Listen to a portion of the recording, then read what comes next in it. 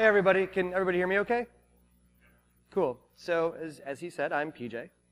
I work at Engine Yard. I go by Splenic on Twitter. I have a super easy email address. I also organized Nickel City Ruby and the Western New York Ruby Brigade. It's a slash because we might be going through a name change. It's very exciting. As I said, I work at Engine Yard, which is a platform as a service. We do Ruby, PHP, Node.js, and Java. High performance, open access, best DevOps team in the world. And they paid for me to come here, so I do have to kind of say that. So about me. I've been coding for the last 10 years. The last 5 years as a Rubyist. Before that, I worked with a thing called Visual Fox Pro. It was a 12-step program to get out of. Yeah, one person clapped. One person, because that's how bad it was. But long before I ever got into coding, other than illicitly on BBSs and things like that, I'm a musician. I've been playing the drums since I was 6 years old, which the fact that I'm older than the guy who used grandpa in his title means that it's kind of been a long time. I've also, in doing that, been asked to help other people produce their music and listen to sound. I also do reviews, and that all boils down to the fact that I was born an audiophile. For those of you who don't know, audiophile means that you are obsessed with music. You can't not listen to it. It doesn't matter how bad it is, you have to get through the whole thing. And yes, I did a thorough analysis of Friday once upon a time when that came out, and it's kind of a challenge, but I got through it, and I can tell you all the bad parts about it. All right, so let's start with the basics. What is music? I'm going to read this straight, because this is a really great quote. Music is a holy place. It's a cathedral so majestic that we can sense the magnificence of the universe, and also a hovel so simple and private that none of us can plumb its deepest secrets.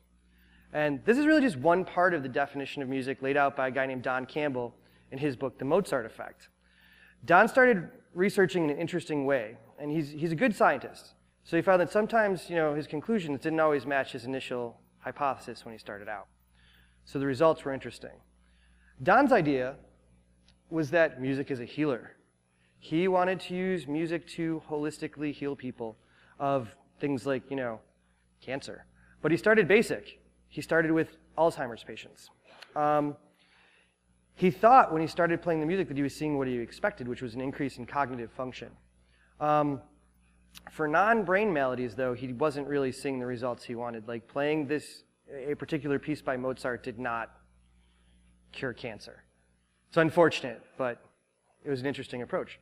So, what exactly was Don thinking?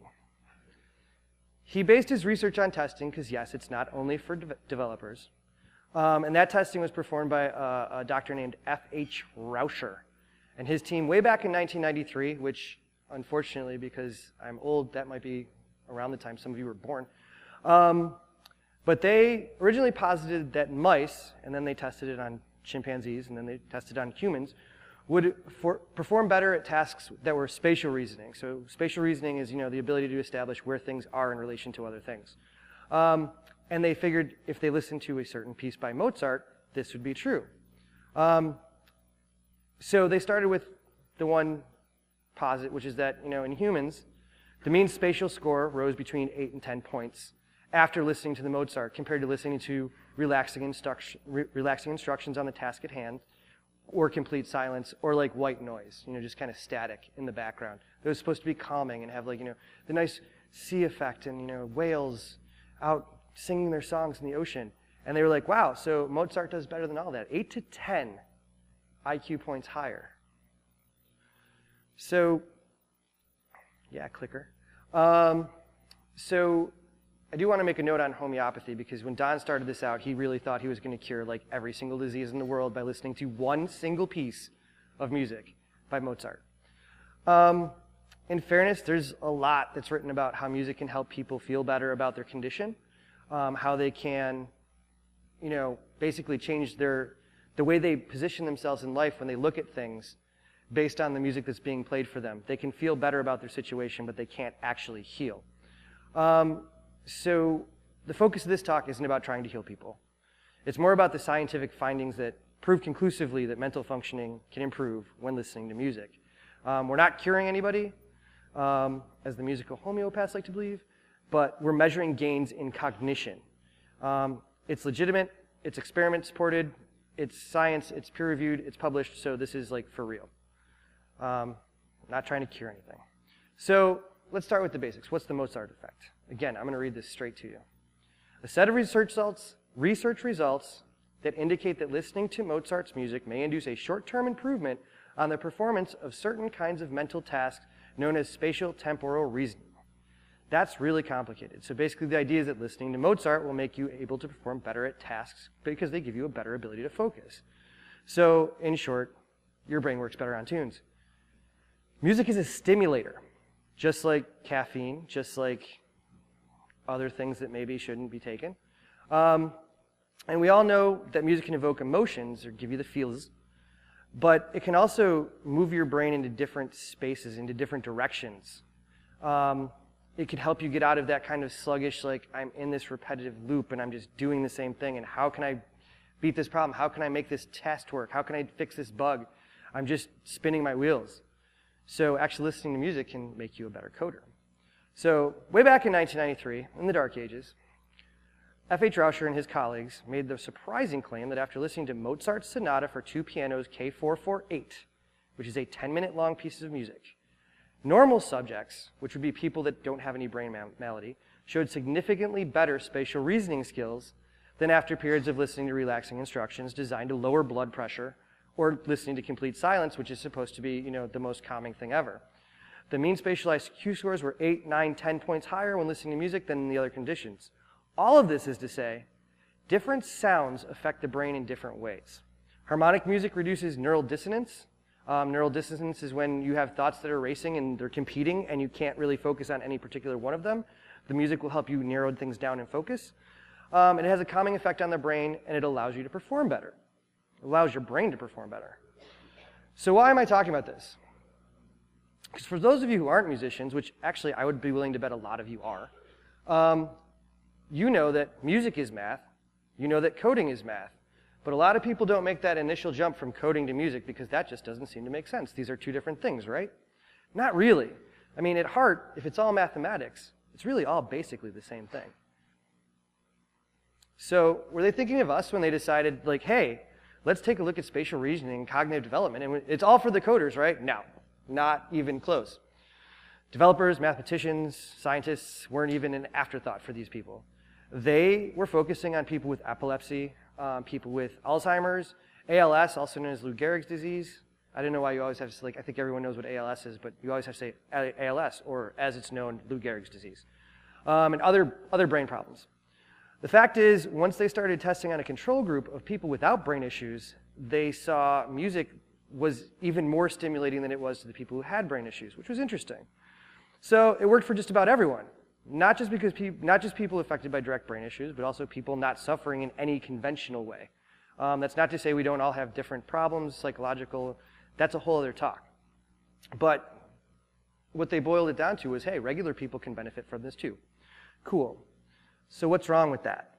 So recently, in the past couple of years, people started taking a look at the research that was done, and they noticed that every time this research was done and verified by different groups of people, different brain maladies, whatever, they always used the same piece of music. It was always Mozart's Piano Sonata. And if you've never listened to it, seriously, it is a beautiful, beautiful piece of music. There's nothing wrong with that piece of music, and it is really great. However, if you only test with one thing, you're not testing completely. So what if it wasn't just Mozart? What if it wasn't even just classical music? What if it was, say, Justin Bieber? And I'm going to give you all a minute to reflect on that awesome picture of Justin Bieber because it makes my heart thump. That guy's got talent. But so at Harvard, they were like, all right, let's do this. Let's find out. Let's actually play Bieber for people that like Bieber and see if they get a jolt out of Bieber. And they did. So Bieber is not really the answer, but it was the example they used to see if something other than Mozart could stimulate people. So really cool, but Bieber is actually really crappy pop music. Another thing that we can discuss at another time. But it's all about what's in the music. So what's in the music is also what's in our brain. The brain responds to the senses: sight, taste, feel, smell. Sound is probably one of the most powerful one for those of us who can hear. And I do respect the fact that, I mean, I worked with deaf children for years, and believe it or not, if you have a profound hearing loss, this means nothing to you. If you have a minor hearing loss, this is still amazingly true. Even if all you can do is put on headphones, crank it as high as you can, and feel the basic bass, you still get a profound effect from that sound. So when working with deaf students who were profoundly deaf, who couldn't hear, it was interesting. I found that there were other things that jogged their cognitive mind since they didn't have the benefit of music. Smells like baking breads or pastries could get the kids really excited, and they'd be like, oh man, if I do my homework right now and I work really hard on it and I get all the answers right, I could totally score some cupcakes. Little did they know it was a candle in the bathroom, but nonetheless. Also, visual stimulation for people who can't hear, like looking at brilliant works of art, or a lot of the stuff that we're seeing here, the great sculptures and frescoes, like would stimulate a deaf student where, sight being their biggest sense, more than it would stimulate those of us who can hear. So they responded similarly to cognitive tests that didn't have music. But we're focusing on the music today. So back to the coding. Being a coder is a lot less about physical stuff than it is about mental stuff. Like, yes, I have a MacBook, and most of us do. I have a keyboard, and most of us do. I use a mouse, and all the Vim users hate me for it. But we could be pounding a keyboard all day long and looking directly at our screen. And yes, that's very physical. That's all very physical, and it takes its toll, and that's, again, a whole other talk. I've already sprouted 5 talks from this one talk. This is really good. But basically, what it's really about is everything happens up here. It happens in the brain. Everything you're doing, every piece of recollection is all from your mind. And that's pretty crazy when you really think about it. If you think about your brain as a server, as a virtual machine, whatever you want to look at it as, it's a very small app with a very huge database. It's interesting because I was actually reading a book, because I'm weird, so I read weird books, and I was reading a book about a serial killer who uses the idea of a mental palace, where he actually goes and he can review things over time. And everyone's brain is kind of like that. It takes some training to get into that habit, but there's certain triggers that will take you to certain rooms in that mental palace. Music is a major one of them because it's something that you can remember. I mean, I remember the first time I heard one of my first favorite songs ever, which was it was a song called Hot Child in the City. I'm very old, I'm sorry.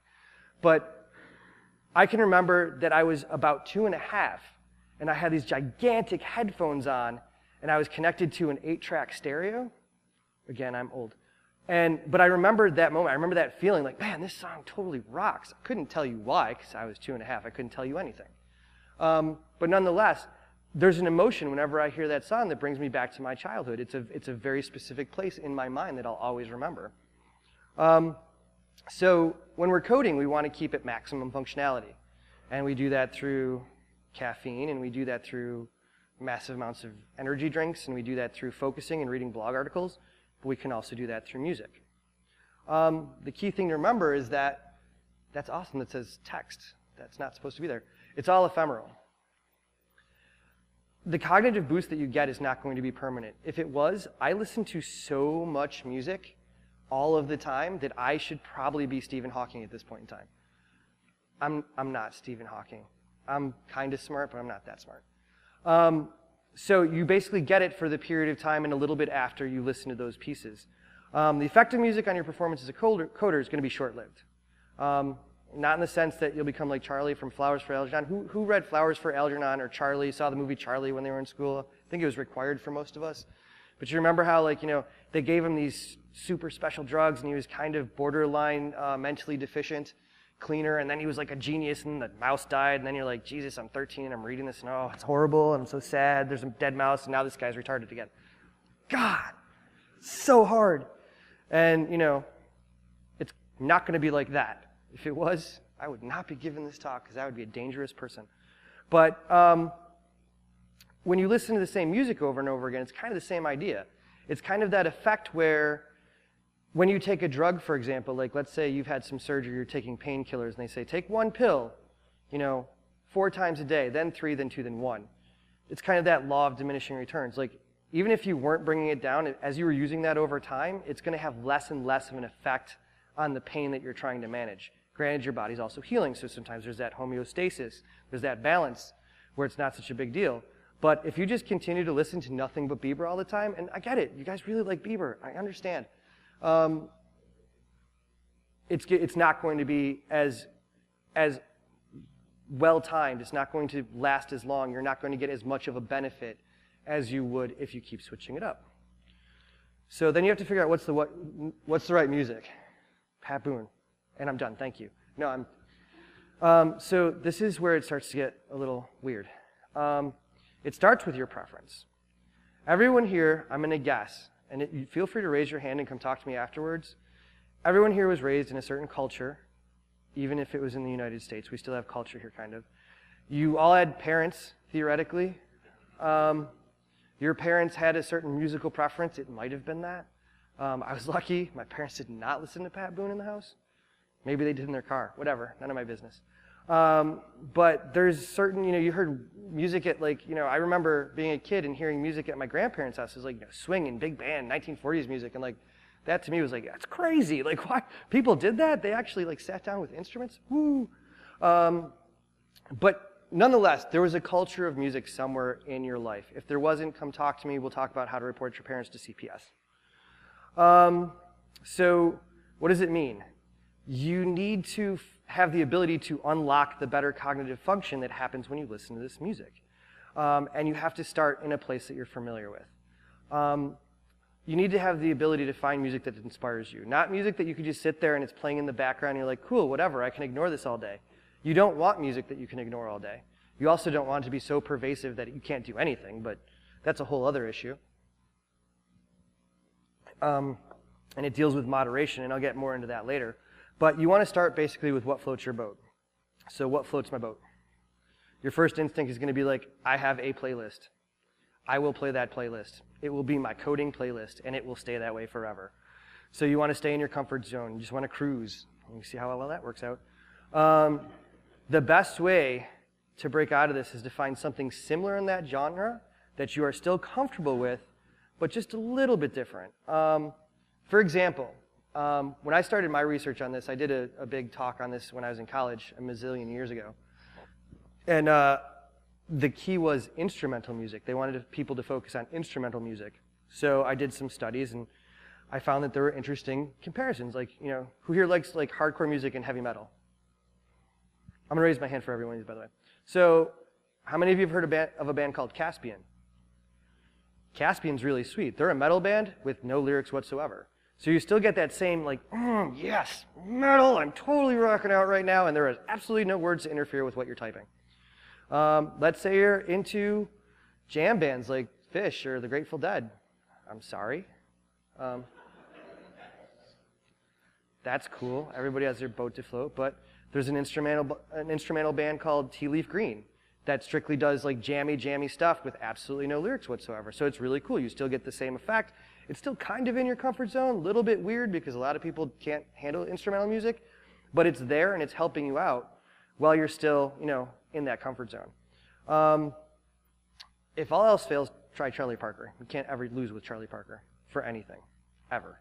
It's you're going to the store, Charlie Parker.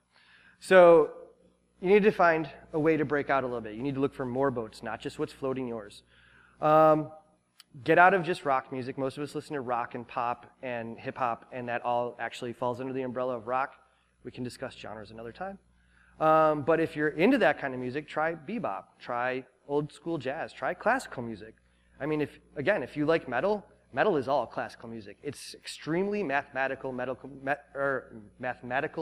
classically styled music. There's a lot of similarities between the two. Old blues is always good, especially if you're down. You're like, man, I've been running this test all day and I still can't fix this bug. I'm going to listen to Robert Johnson's Problems. Because as much as his bug sucks, I have never made a deal with the devil at the crossroads, so I'm doing okay. The key about having more boats and getting out of kind of that genre lock that you might be in is, I like to use an example on this, is my brother, he's a hip-hop artist. I've been a rock drummer primarily my entire life, and he's a hip-hop artist. And it's interesting because he's not great with introspection a lot. He's kind of a weird dude, but his opinion, he posited one day at Christmas dinner, everyone has at least one song in every genre that they like. And I, of course, was like, no, No, I got you right here. Right here. I'm going to ruin your whole Christmas right here. Country music. I hate country music. He looks at him and he goes, Kenny Rogers the Gambler. Damn it. The point of that is to say, well, we're striving to find music that's going to help make us better coders. We can't shut the door on anything. You have to be open-minded and keep things in mind. So it's important that while we're seeing what floats our proverbial boats, I've really gone way too far with that metaphor. We have to be careful of the placebo effect, getting back into that comfort zone and thinking like, oh, look, I've diversified so much, and I love country music, and now I'm listening to Johnny Cash, which is so different. No. It kind of looks like this. It's like the placebo effect. You like the music you're listening to, so it seems effective. So you're reluctant to branch out because what you are doing is returning to your comfort zone, which is where we started in the first place. So finding new music is a key part of all of this. So you can start small and start to branch out, or you can start actually looking at a completely different boat. Take time when you're working on less time-sensitive projects to go into completely other forms of music, like experimental jazz, which is freaky, like Don Caballero stuff, math rock, which is really great for coding. There's a great band out of Japan called Toe, T-O-E, that sometime, you know what I'm talking about. Yeah, oh my God, that guy's sick. We'll talk about this later. That guy is amazing. But they're so staccato and so not straightforward 2/4 time, girl loves boy, boy loves girl, everybody breaks up, whatever. I get my truck back. That's country music. Never mind. But so there's a lot of great tools you can actually use to start finding new music. Picture I have here is Turntable FM. How many of you use Turntable FM? So this is actually a picture. This is what we call the Engineered Remote Room. And of course, they're playing Jamiroquai because that song comes up every day. But it's a good way to see like what your coworkers are listening to and finding out what's going on, seeing what they're listening to and what they're interested in.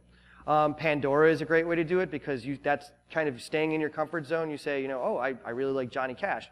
So I'll listen to a Johnny Cash song, and then something that Pandora, which has a brilliant music algorithm, says is similar to, and similar to, and similar to, and like somewhere down the line you realize you're listening to something that sounds nothing like Johnny Cash at all, but you're still digging it, and you don't know why. So write it down.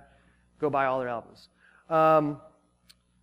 Reddit, believe it or not, I'm usually not a big proponent of Reddit, but Reddit actually has great music subreddits, like Our Music, Our Listen to This, Our Under 10,000, and it's all bands that are primarily promoting themselves via Reddit, trying to get a little bit of recognition, and you might find like some hidden gems. Not going to lie, it's hit or miss. Some of it's going to be crap, but that's the world of music, folks. That's the way it goes. But I mean, there's just great ways to find out. Especially like I work remote, so I use a lot of these tools by myself. If you work in an office, you can have like a music sharing night, and I'll talk more about that in a little bit. I do want to mention, before I get too far into this, safety first. Earbuds, don't use them for long periods of time. They're really bad for your ears. They are literally pushing a speaker that has almost no bass right up against your eardrum and basically drilling through it. They're terrible. Over-the-ear headphones are much better. If you can get studio quality over-the-ear headphones, even better. They should not have a skull candy symbol on the side or say Beats by Dre because those are actually crap. I use a pair of Sony SR145 something, lots of numbers. Here it is, it's a headphone. Headphones that I also use while I'm in the recording studio. On the negative side, the cord's really long. On the plus side, I have great sound in my ears. So a lot of people, when I first gave this talk, said, well, isn't it kind of isolating? You're just popping your headphones on, and you're like, oh, look at me. I'm just, I don't care what anybody else is doing. Yeah, so if you're in a pairing situation, there's ways around this. But if you think about it, a lot of the coding that we do when we're coding individually, we're doing on a strictly us basis. So, if you set, like, let's say you use like the Pomodoro technique where you're saying, I'm going to sit here for 20 minutes and I'm going to work on problem X. Great, that's a perfect opportunity to pop on headphones, get that new piece of music that you wanted to check out, and bust it out for 20 minutes. There's songs that last for 20 minutes if you really want to go that route. You can do 10 songs that are 2 minutes long if you're really into punk rock. It's all possible. When you're pairing, it's still possible to have music. You can get a headphone splitter if the person that you're pairing with is totally into the same kind of music you are or willing to experiment and listen to your stuff while you're doing it this time and next time you use their stuff. Whatever, it's all cool. You can also, not use headphones and actually have like music playing in the background as long as it's not, interrupting everybody else. The key is sharing. Sharing is really cool. The RIAA doesn't want me to say this. And I'm not advocating piracy. No one should ever download music. That's really, really wrong because then executives can't make money. But it would be cool if when you find something that really works for you, you share it with everybody else. I mean, we're all open source software engineers, right? We should be. We're at a Ruby conference. So if we're doing things that we're sharing with the rest of the world code-wise, why aren't we doing things that we're sharing with the rest of the world that make us be a better coder more often? I'm going to go against something that Matthew said this morning. Make a mixtape for your friends. This is like the best way to share. Now, I'm not saying this literally, because if you make a mixtape, A, where did you find the tapes? B, where did you find a tape deck? C, who the hell can play this thing? I'm not even saying make mixed CDs, but I mean, there's lots of ways to share playlists. If you're on the same network, people can see it. You just make something for them. Do it in Dropbox, whatever works. But I mean, it gives a little, it's not something that you just do. Like, I mean, when I was a teenager, it was like every girl ever that I was ever interested got a PJ mixtape. And it was probably all songs I didn't even listen to. It was like, I really like you. So it's not about gaining the attention of certain someone or certain someones. It's a way to give a little piece of your personality to someone else so that they can understand what you're all about, see how you're kind of developing yourself cognitively, and how then you can also become a better coder and they can become a better coder just like you. When all else fails, take a break. That's me with a hot face on it. Occasionally when I'm coding, I will just stop and I will pick up my guitar, and I have Rocksmith. I have a little USB thing that plugs into GarageBand. I suck at guitar. I will just literally rake strings and play power chords for like a half hour. And then I'll come back and I'll be like, great, this is cathartic. I mean, it's a lot like what Aja was saying earlier. You could go take a shower. Why take a shower? I work at home. Who showers? But I mean, the other thing is, a lot of us are people, so you go out there and do it yourself. This is my awesome picture of the 2010, 2011 RailsConf band.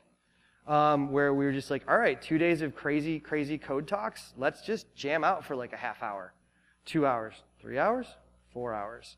Shit, we gotta leave. They're kicking us out. Also, if you don't know, Chad Fowler, who's an amazing program, also just really kicks it on the sax. He's amazing. Recently, I got to actually expand this. I got to work with a band in Tel Aviv, Israel, where there's an accordion player, there's a keyboard player who you can't see, and that guy sitting there with the computer is live coding JavaScript in a browser that creates music through the PA system.